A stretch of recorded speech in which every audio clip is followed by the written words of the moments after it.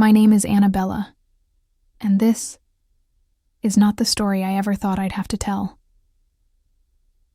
I thought that after a lifetime of loyalty, of marriage, of raising children with love and patience, I would be given a seat at the front row of my husband's farewell. But instead, I was left behind, forgotten, shut out of the very chapter I helped him write. They thought I'd stay quiet. They thought I'd fade into the background like wallpaper. But they forgot something. I may be old, but I am not gone. They say when you lose someone, the world slows down, like time itself pauses to honor your grief. But for me, it didn't slow. It shut the door and drove away without looking back. I stood in my front room that morning, hands folded over a silk scarf the color of winter smoke. I'd worn it for Robert once years ago on our 40th anniversary. He said it brought out the silver in my hair, made me look like the first snowfall in November. Quiet, gentle, and full of memory. I wore it again that day, not for warmth, for him. The black dress clung too tight around my ribs. It had been decades since I'd needed a funeral dress of my own, and I hadn't imagined the next time I'd wear it, it would be for him. At exactly 10:03 a.m., the hearse passed by my front window, followed by 2 limousines. Then a string of muted cars, hazard lights blinking in cadence, as if in procession to something sacred. My hand trembled as I drew the curtain back an inch. No one looked up. No one waved. They didn't stop.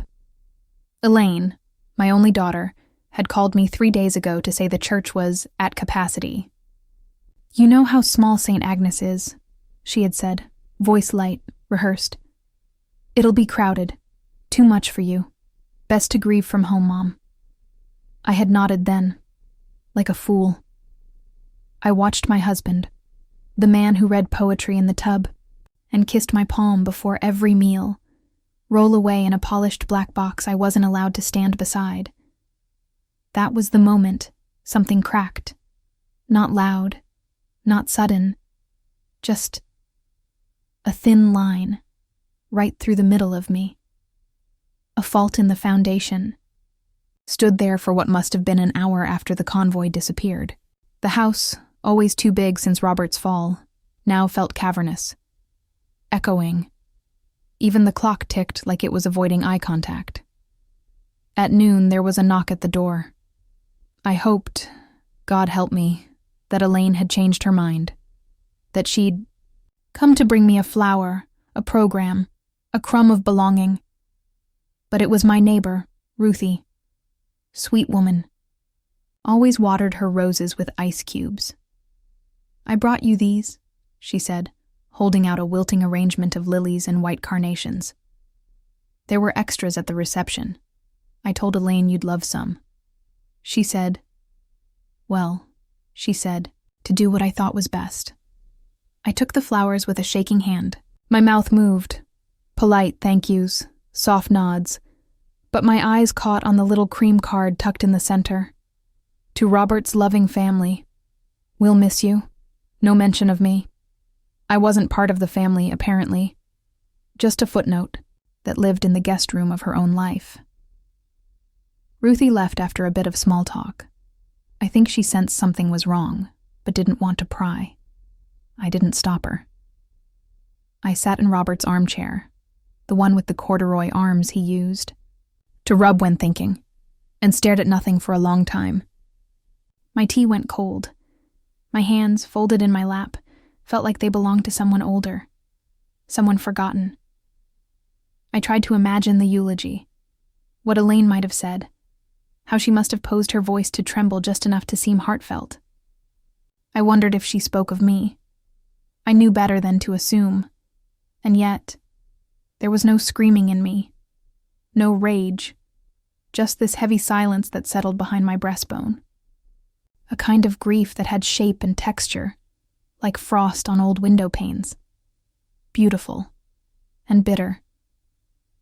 I thought about the last real conversation I'd had with Elaine, months ago, when Robert was in hospice. She'd told me I needed to start letting go. You're hovering, Mom. Dad wouldn't want you making this about you. I hadn't realized then how far she'd already left me behind. That night, I lit a candle and sat at the edge of our bed. His side was still made. His slippers sat by the dresser, undisturbed. I could still smell his aftershave on the collar of his cardigan. It made my chest ache. I pulled open the drawer of the nightstand, the one he'd always kept locked. I didn't know why I did it. Maybe it was grief. Maybe instinct. But the key was still taped underneath, right where he'd told me it would be in case of emergencies. Inside, an old envelope, yellowed with time, and a silver key I didn't recognize. The envelope was blank, but the handwriting on the seal, unmistakable. His. I didn't open it. Not yet. Grief makes you cautious. Some things need to wait until your hands stop shaking. I placed the envelope on the nightstand and looked at the ceiling. I imagined Robert's voice in the quiet. You're stronger than you feel, sweetheart. You always have been. That was the first night I didn't cry. Not because I wasn't sad, but because something had shifted. In the silence they gave me, I began to hear myself again. In the weeks after Robert's funeral, the phone stopped ringing. At first, I told myself it was grief, that Elaine needed space, that my grandchildren, Julia and Noah, were busy with school, with work, with their lives. I waited 3 days, then 7, then 11. Nothing. On the 12th day, I picked up the phone and dialed. Not because I was desperate, but because I still believed in simple decency. Elaine picked up on the 4th ring. Oh, Mom. Hey, sorry. Things have been hectic. We're actually about to head out, so... She didn't ask how I was. Didn't say she missed me. Just that clipped, cheery voice she used when she was about to hang up on a telemarketer. I just wanted to check in, I said gently. I was hoping we could sit together. Maybe go through some of your father's things. Oh, about that, she said quickly. We already did it. Donated most of it. Just clutter, really. I figured you'd be overwhelmed. I blinked at the silence. Clutter. Robert's books. His watch. The faded corduroy jacket that still held the scent of pipe smoke and pine aftershave. Gone. I would have liked to be asked, I said softly. Elaine exhaled. Mom, come on. I was trying to take something off your plate. You always get so emotional about things. I bit the inside of my cheek. I didn't say what I wanted to say. You just erased him. And you didn't even flinch. The house felt different after that. Not just quieter. Emptier. I kept expecting his voice from the den. His shuffle in the hallway. The soft whistle he carried. When stirring tea. Low and off-key, but sweet as sugar. Instead, there was only the sound of air through the vents and the dry hum of the fridge. I caught myself speaking out loud sometimes, narrating my mornings. Boiling water, 2 sugars, little splash of milk, like I was still hosting a conversation, or trying to prove I still had one. The worst of it came on my birthday. It was mid-September. The leaves had just begun to turn, a soft rust color scattering across the garden path. I always loved that time of year. It felt like the world was catching its breath. I hadn't planned anything, of course. At 81, birthdays feel more like check-ins than celebrations. But I did dress up a little. Put on the blue blouse Robert once said made my eyes look like weather. I baked a small peach tart in the afternoon, just in case. Told myself it was silly, but I did it anyway. By evening, I knew. No one was coming. Still, I opened the door to check the mailbox. And there it was. A cream-colored envelope on the doormat. My name, scribbled in Julia's handwriting, but unopened, unsealed. I realized then, someone had dropped it off days ago. Maybe a week. They hadn't even knocked. Just left it there, like an afterthought. Inside, a flimsy card. "Happy birthday, Grandma. Hope it's nice." No call, no hug, not even a name signed in ink. I sat down on the porch step, the tart still, warm in the kitchen behind me. The cicadas buzzed in the distance. Somewhere, a car door slammed. I didn't cry. I just folded the card in half and tucked it into my coat pocket. I don't know why. Maybe because even rejection feels better when you have proof it happened. The days stretched. I moved through them, like a woman wandering an abandoned museum, familiar, but no longer hers. At Elaine's house, when I finally did visit, they placed me at the far end of the dinner table, next to the patio door. Cold breeze, stiff chair. Julia barely looked, up from her phone. Noah talked about crypto and some job I didn't understand. When I offered a memory about Robert, Elaine smiled tight and said, "Let's not get too heavy tonight, Mom. We're trying to keep it upbeat."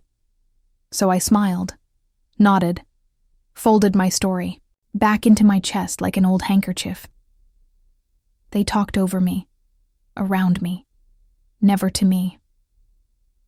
I began staying in my room more. My world shrank to 4 walls, a mug of lukewarm tea, and the ticking of the old cuckoo clock Robert had hated. The garden, wilted from neglect, the roses browned at the edges. I told myself I'd tend them tomorrow. Tomorrow turned into next week. Then next never came. One evening, after 3 days of not speaking to a soul, I sat at the kitchen table and looked at the dusty recorder Robert had once used for notes on his writing. I pressed the red button, and I began to speak. Monday, September 18th. It's just me today. I made soup. Too much, as usual. Froze half. Left the window open too long and the tea went cold. I miss his laugh. Not the loud one. The little one. The one that slipped out when he thought something was clever but didn't want to admit it. I didn't record because I was forgetful. I recorded because it was the only voice I still recognized as mine. And somehow, speaking it aloud made it feel more real. I spoke of things I couldn't tell Elaine, of how it felt to be erased gently, like pencil marks rubbed from the margins, not out of hate, just inconvenience, of how grief wasn't just about losing Robert, but losing the space I had beside him, the space they now believed belonged to them. The hallway echoed now when I walked down it. That creaky board near the linen closet startled me sometimes, as if it were asking, "Who still lives here?" I'd pause. Touch the photo frame of our wedding day. It was the only one still on the wall. The rest, the ones from birthdays and Christmas mornings and garden tea parties, had been taken down when Robert got sick. Elaine said it was too much clutter for the caregivers. They were boxed, up. I never saw them again, and so I spoke into that recorder, day by day, quietly reclaiming the pieces of myself they had labeled unnecessary. I didn't know what I was building yet, only that I was no longer willing to disappear politely, because there's a difference between being quiet and being silenced. And I was starting to remember the sound of my own voice. It was the first Sunday I felt strong enough to return to church. Robert and I had gone to St. Agnes every week for 42 years. Even when his legs began to fail him, I'd wheel him in, park us in the second pew on the left, and hold his hand during the hymns. He never sang loud, but he mouthed the words, always with a reverence that softened his whole face. That second pew had become a sacred space for us, our little pocket of peace in a world that never quite slowed down. I wore my navy coat and the brooch Robert gave me after our 5th anniversary, a modest silver leaf with a pearl at its center. "Because you're always rooted," he once said, "even when the wind tries to blow you sideways." I left early to get there in time. The walk was slow, and the cold bit through my gloves. But I was determined. When I stepped inside, the warmth and faint scent of old wood and lilies wrapped around me like a memory. Familiar faces nodded politely, though none approached. I moved slowly down the center aisle, the way I always had. But when I reached our pew, that second one on the left, I stopped short. It was full. Elaine sat on the end, perfectly put, together in a cream blazer and pearls, her husband beside her. My grandchildren, Julia and Noah, filled the rest. They were talking softly, heads bent toward one another. Laughing even. None of them looked up. I waited. Just long enough for one of them to feel it, that someone was missing from the picture they'd formed. But the moment stretched and passed. The usher, a kind boy I didn't recognize, noticed me lingering. "Ma'am," he said gently, "we have open seats in the back, if that's all right." I looked at him, then at the space that once belonged to us, then down the long aisle that suddenly felt 10 miles longer than it had that morning. I nodded. "Of course," I whispered. I sat in the last pew, cold wood against my spine, distant from the pulpit, the choir, the warmth. I couldn't hear the readings clearly. Couldn't see Elaine's expression when they lit a candle for Robert, but maybe that was the point. That night, I returned home and walked straight to the bookshelf. Robert's books still lined the third shelf, though fewer now. Elaine had taken most of them, saying she wanted to preserve his legacy. That shelf had been his pride, lined with old poetry collections, all dog-eared and filled with scribbles. I pulled out his favorite, Fields of Quiet Thunder by Jonah Belling. The pages still smelled faintly of coffee and pencil shavings. And then I saw it. In the margin beside a short poem titled The Threshold was Robert's familiar handwriting, slanted, tight, thoughtful. He had underlined the last line and scrawled just beneath it, "No matter the house, it's love that makes it home. You are my home, even if they forget it." The words pulled the air from my lungs, not because they hurt, but because they reminded me how far from home I'd drifted since he died. I didn't recognize the walls I slept in. I didn't recognize the people who used to call me Mom. And that's when it happened. The tears came, slow at first, then spilling like a dam breaking loose. I cried for Robert, for the seat that no longer had room for me, for the birthday card that stayed on the porch, unopened, for every dinner I was no longer invited to, and every conversation I now watched from the end of the room. I pressed the book to my chest, rocked gently, and let the storm pass. It didn't last long. Grief, I've found, is like a wave, crashing, cold, then receding, leaving you hollow and quiet. When I stood again, the house felt different, not bigger, not brighter, but still. And in that stillness, I heard Robert again. Not in words, in instinct. There was a key. I walked to the study, the one room Elaine never liked. "Too dusty," she used to say. "Too many papers." Robert's desk was in the corner, old and scratched with years of thought carved into its surface. One drawer had always been locked. I remembered asking him once what was inside. He'd smiled. Only for if something doesn't feel right. And tonight, it didn't. I knelt down and reached under the drawer. My fingers brushed against the small strip of tape. The key was still there, taped to the underside just as he'd promised. I pulled it free, my hand steady for the first time in weeks. The lock clicked open like it had been waiting. Inside, tucked neatly, was a sealed envelope with my name in his handwriting, and beneath it, a small silver key. Not for the drawer. For something else. The letter could wait until morning. My heart couldn't take more tonight. But the key. That was a question. and for the first time in a long while, I was ready for answers. I didn't sleep that night. The envelope sat on the corner of the desk, untouched for hours. The ink of my name, Anna, seemed almost too intimate to disturb. His handwriting hadn't changed in 50 years, still slanted, still steady. I traced the curve of each letter with my finger, as if memorizing him one last time. At dawn, I opened it. The paper was thick, folded once, and still carried the faint scent of cedar and smoke. Robert, if they push you out, let this pull you back in. If you're reading this, it means something doesn't feel right, and I trust you know what to do. Check box 716 at the old Midland Bank.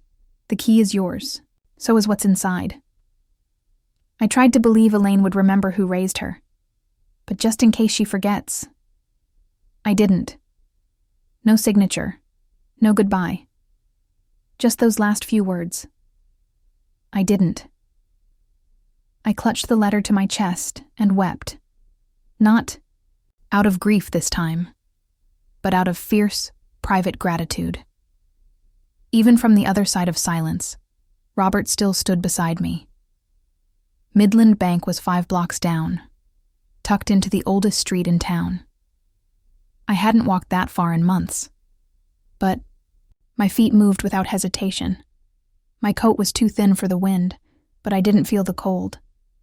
Not that morning. The clerk was young and polite, barely 20 by my guess. When I handed him the key and told him the box number, he looked mildly surprised. Hasn't been opened in decades, he murmured.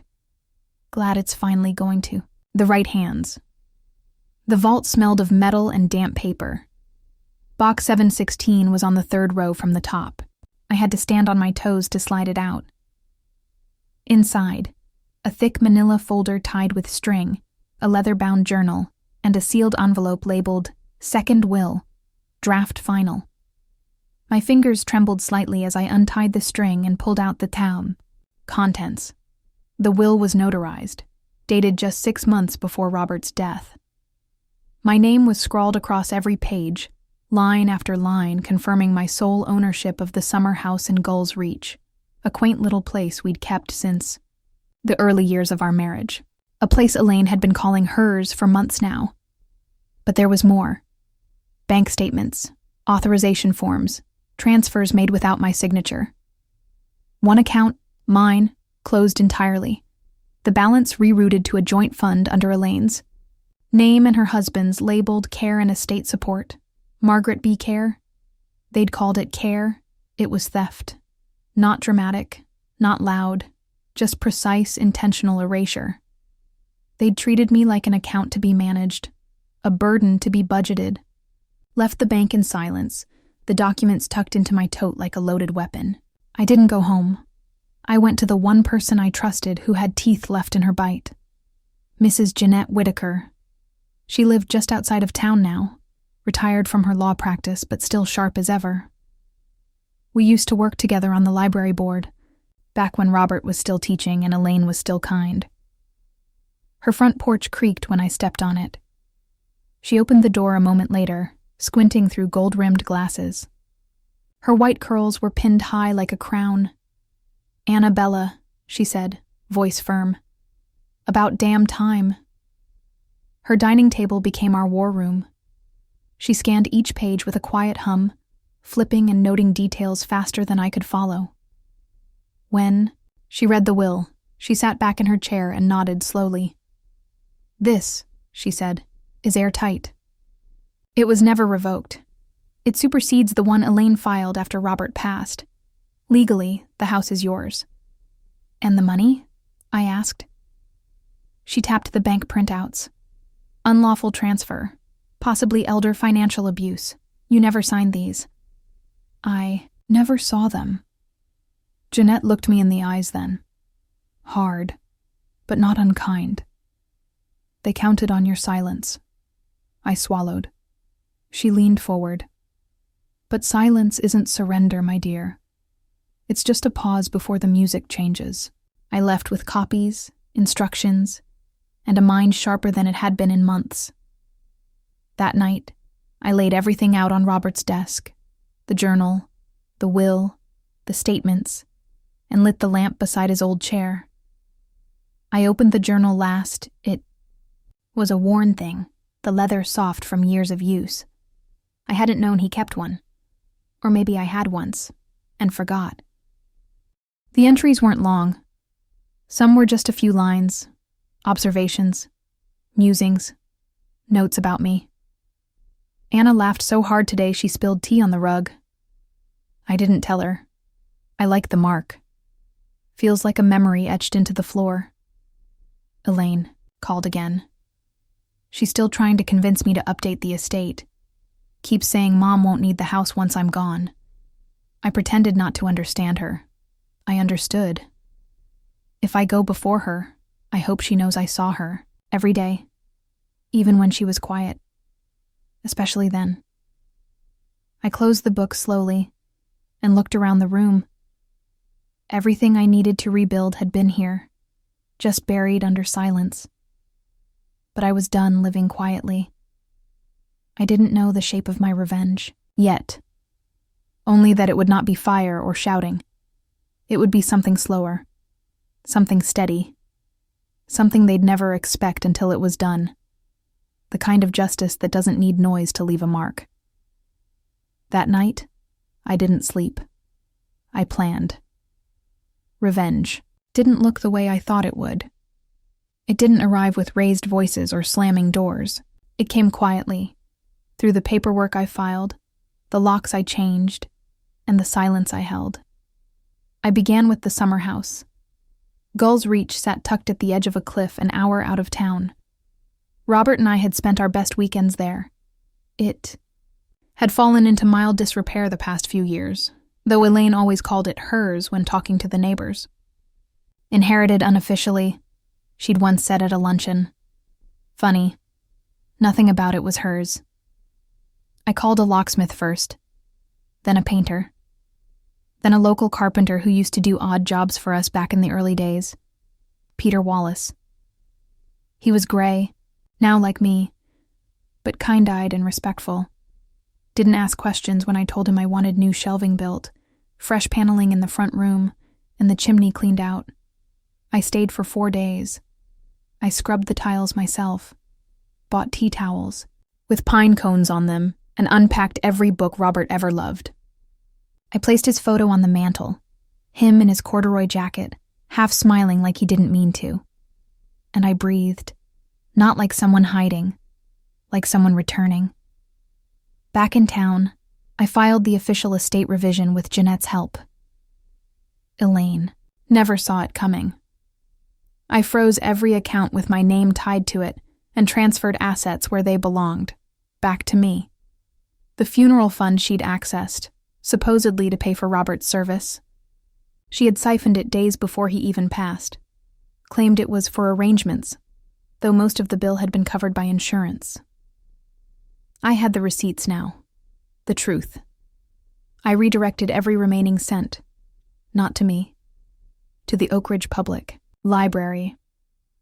They'd been trying to build a new reading room for years, short on funding, long on heart.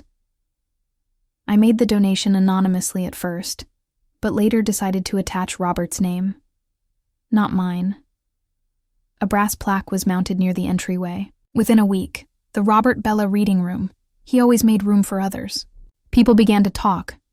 I heard it in whispers at the market, in the tilt of heads at the post office. Margaret Bella, no Anna, was back, and not the way they remembered her. There was a new kind of hush when I walked into rooms, not out of pity, this time, but out of curiosity. I resumed my morning walks. I wore my pearls again. I even found myself humming when I watered the front garden, though the roses had nearly given up. But I hadn't. I trimmed every dead stem, fed the soil, waited, and one morning I found a single pale pink bloom nestled among the thorns. Elaine called 3 times that week. I didn't answer. The 4th time, she left a voicemail. Mom, what's going on with the accounts? I can't. access anything. We need to talk. This is getting childish. Childish. As if taking back what's mine was a tantrum. As if decades of devotion could be shrugged off like a mistake I'd made by getting older. I didn't respond. I didn't need to.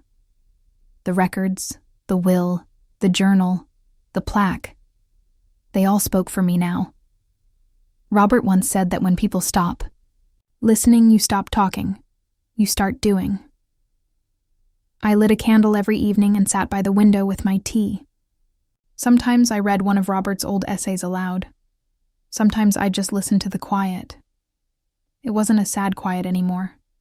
It was a room breathing with purpose. I wrote letters, long ones, to old friends, to myself, to the younger woman I used to be, the one who thought silence kept the peace. I apologized to her for not acting sooner. I told her I finally remembered who she was. On a Thursday afternoon, a local journalist reached out, said he'd heard about the donation, asked if I wanted to say a few words for the dedication ceremony. Almost declined. But then I remembered something Robert had once said, not long after his diagnosis. You don't disappear just because the room changes. You stand taller so they have to look up again. So I went.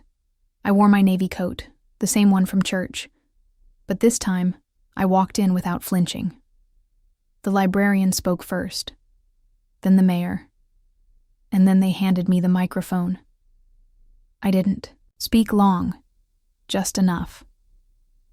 I want this room to be a place where people remember, I said.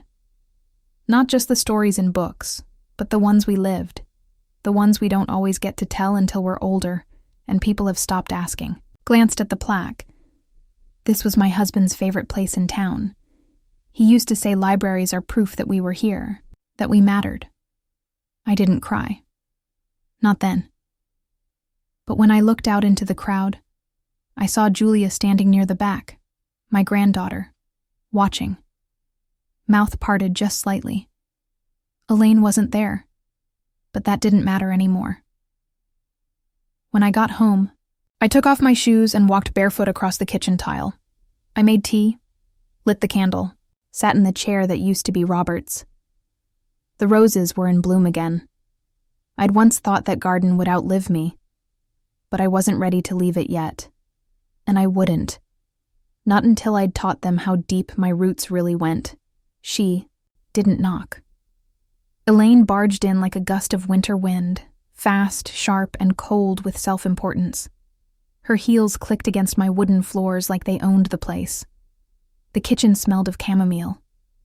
I had just poured my tea, and the soft hum of the kettle still lingered in the air. I didn't look up right away. Just gently stirred the honey into my cup and let the silence do its work. Elaine broke it. "What the hell, Mom?" I glanced over my shoulder. Her arms were crossed, her jaw tight. I hadn't seen her that red face since she was 12 and caught cheating on a spelling test. "You froze everything," she snapped. "The accounts, the insurance, even the emergency fund. What is going on?" I took a slow sip. Calm, intentional. Then I reached across the counter, opened a drawer, and pulled out a crisp white envelope. "Sit down," I said. She didn't. But she did take the envelope. Her fingers tore it open like it was a threat.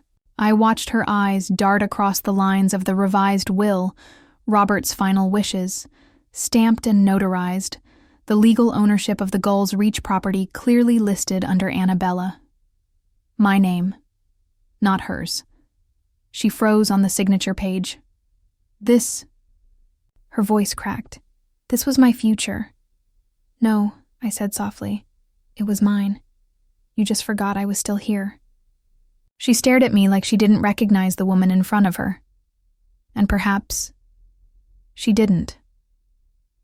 For a long moment, she said nothing. The heat in her cheeks faded, replaced by something thinner, more fragile. "What is this really about?" she finally asked. "Some punishment? You're just mad I didn't include you in the funeral? That I didn't..." "What?" Coddle you through Dad's death? I set my teacup down with the faintest clink. It's about how I raised a daughter who believed grief should be scheduled, I said, and that her mother could be erased with paperwork. She flinched. Good. I walked over to the sideboard and opened a small folder. Out came the bank transfers, the unauthorized account closures, the funeral withdrawal 3 days before Robert passed. I laid them out like cards on a table. I trusted you, I said, and you made me into a line item, a financial liability. Elaine didn't respond. Instead, she sat down, finally, and lowered her head into her hands. I didn't feel satisfaction, only a tired ache where anger used to live. You weren't always like this, I whispered. You used to bring me daffodils. You used to cry at bedtime stories. Her voice was muffled. It wasn't personal. I was trying to make things manageable. You don't understand what it's like to carry everything. I held up a hand. I carried you for 9 months, nursed you through scarlet fever, paid for your college, buried my husband, and even then, I didn't turn you into a spreadsheet. She sat up slowly, her face blotchy, her pride still hanging on by a thread. So what now? She asked. You're suing me? No. She blinked. I could. I have every right. The evidence, the motive, the witnesses. But I'm not interested in courtrooms. Then what? I want 3 things, I said. Her eyes narrowed. First, I said, you will begin counseling. I've already arranged it. You can choose not to go, but if you don't, the lawyer will file for restitution on my behalf. She opened her mouth to protest. I didn't let her. Second, I continued, you will write a public letter. To the church, the library, the community. An apology, not for me, but for Robert. For what you did to his legacy. And third, I smiled then, not with cruelty, with peace. You'll come to the reading room dedication next month. You'll stand beside me, and you'll listen to who he really was. She looked like she might cry, but she didn't. Elaine stood, tucked the envelope back into the folder, and walked toward the door. Her voice was quieter now. Why are you being so calm about this? I turned back to my tea. Because when you've lived through the storm, the wind doesn't scare you anymore. She lingered at the doorway for a breath. Then she left. I walked to the door and closed it behind her. Not with force, not with bitterness, just gently, decisively. Then I sat back down and finished my tea. 3 years passed, quietly. The seasons folded over each other like old linens, spring into summer, summer into fall. And through it all, the house stood. My house. The one Robert left me, the one I claimed again not through anger, but through remembering who I was. I renamed it, the Caldwell House, for quiet women. Robert's name was Caldwell by birth. He used to say the only reason I kept Bella after we married was because it sounded like a novelist. But Caldwell, it sounded like permanence, like stone, like something that would outlast us both. The brass plaque on the front gate reads, "For women who were told they were too much or not enough. Come inside, read, speak, be." We meet once a month. The women who come are not loud, not flashy, but they carry heavy stories in light voices. They bring old notebooks, journals, sometimes just a trembling sheet of paper, scrawled with memories they've never dared say out loud until now. We sit by the fire, always lit in winter. There's chamomile tea and oatmeal cookies, and a rule that no one interrupts. We read to each other. We listen. We exist, on purpose. On my nightstand, Robert's journal remains open. It always falls to the same page now, as if it knows where I need to land. You'll outlive the silence. I know you will. And I did. But not by shouting. Not by revenge that burned. I survived by becoming. The summer cottage is different now. It smells of lavender and fresh paper. The walls are lined with books, donated from across the county. Someone left a whole collection of first editions from the 1930s. I shelved them myself. Robert would have loved that. In the corner sits his old leather chair. I don't let anyone take it. It's not off limits, just sacred. Sometimes, when the room is empty and the fire is down to embers, I sit in it with a blanket across my knees and close my eyes. And for just a moment, I swear I can feel him there too. One foot tapping, one hand rubbing that corduroy elbow patch. Elaine visits sometimes. She brings flowers now, and always asks before entering. She doesn't say much, but when she does, her voice is softer. She apologized once, on paper. A letter left on my kitchen counter. She said she didn't expect forgiveness, only that I'd know she sees it now. The wrongness of what was done, the arrogance, the fear. She signed it. Love, your daughter, if you'll still have me. I still have her. Some things we bury, others we plant. Julia and Noah stop by when they can. Julia helps with the website for the house. Says she's proud of what I've made. She even sat in on a reading once, cried when a woman read a poem about being left at the edge of her son's wedding. I don't think they'll forget me again. But if they do, I've built something that won't let them. I walk with a cane now.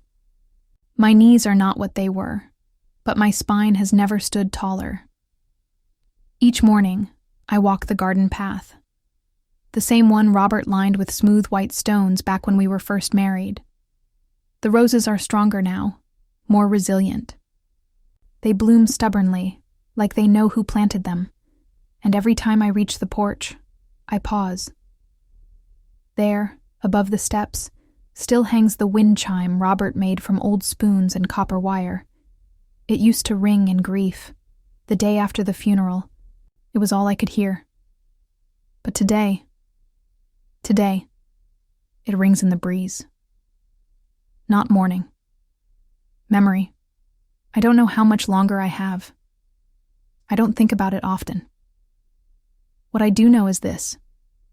I was erased once. But I rewrote the ending with my own hands, in my own name, and in the house I made from the pieces they thought I'd never reclaim.